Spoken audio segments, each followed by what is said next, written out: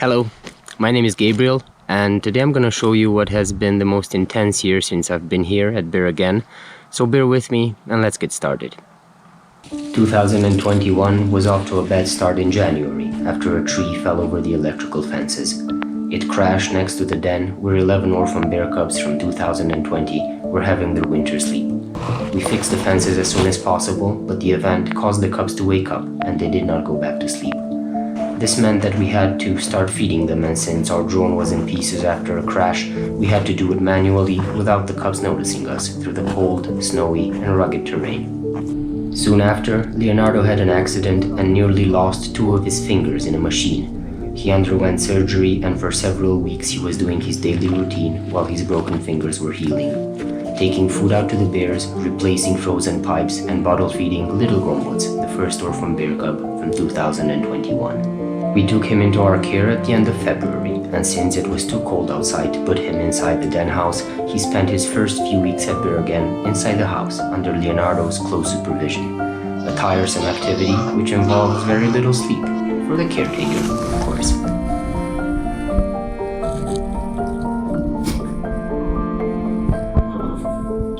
From April until August, we witnessed an unprecedented number of cases involving orphan bear cubs.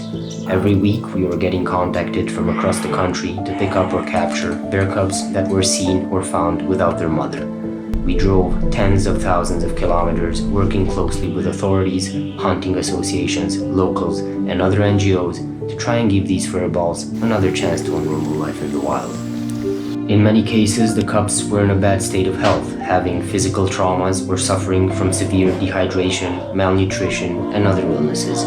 More than ever, we relied on Vets for Wild and Milvo's group to help us in treating these difficult cases and to offer us logistical support.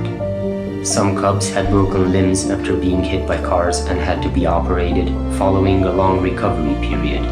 One cub had a severe head trauma, and others were so weak that they needed constant veterinarian attention in order to get back on their feet and be able to join the other orphans at Bear Again. In between transporting the cubs, getting supplies, and taking care of the furballs that were in the project, Leonardo, myself, and Nadia, a volunteer from Germany that helped us for almost a year, continued developing the project infrastructure. We remade this year the last 2 enclosures measuring several hundreds of meters of electrical fences. It was hard work for the 3 of us, but in November we managed to have all enclosures at Bear Again redone with new materials, marking the end of nearly 3 years of work. For us, gathering data and learning about the species has always been high priority, and this year we were part of a LIFE project, which, among other things, involved monitoring bears.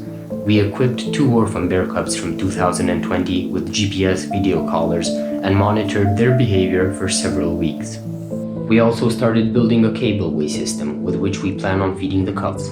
In total, we need 3 different cableways to cover all of the enclosures, and the first one is 400 meters long. Progress was slow. We had to climb several tall trees to secure the cables, and lots of other trees that were snagging the cables while we were stretching and lifting them up.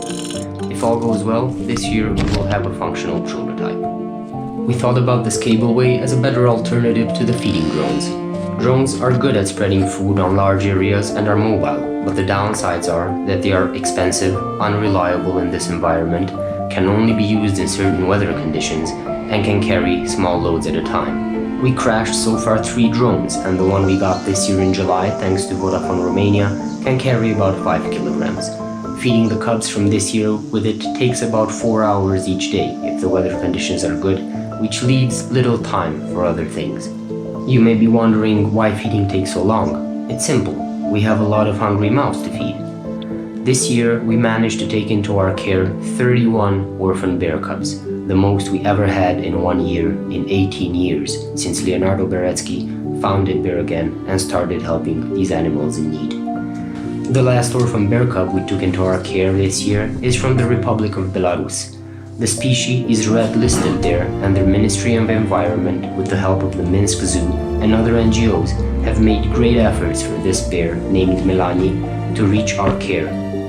Melani will return to the wilderness of Belarus after we rehabilitate him, thus helping to secure a future for the species there. We believe that the increase in orphan bear cubs is the result of a complex problem that has many factors, but is a clear indication that the quality of their natural habitat is decreasing rapidly due to human presence and expansion through logging, tourism, developing infrastructure, and bad waste management, just to name a few. The soft winter we had this year is also an important factor. Due to the higher than normal temperatures and low snow levels, human presence and activities in bear habitats continued throughout winter, this leading to a higher cub abandonment by mother bears in the denning period.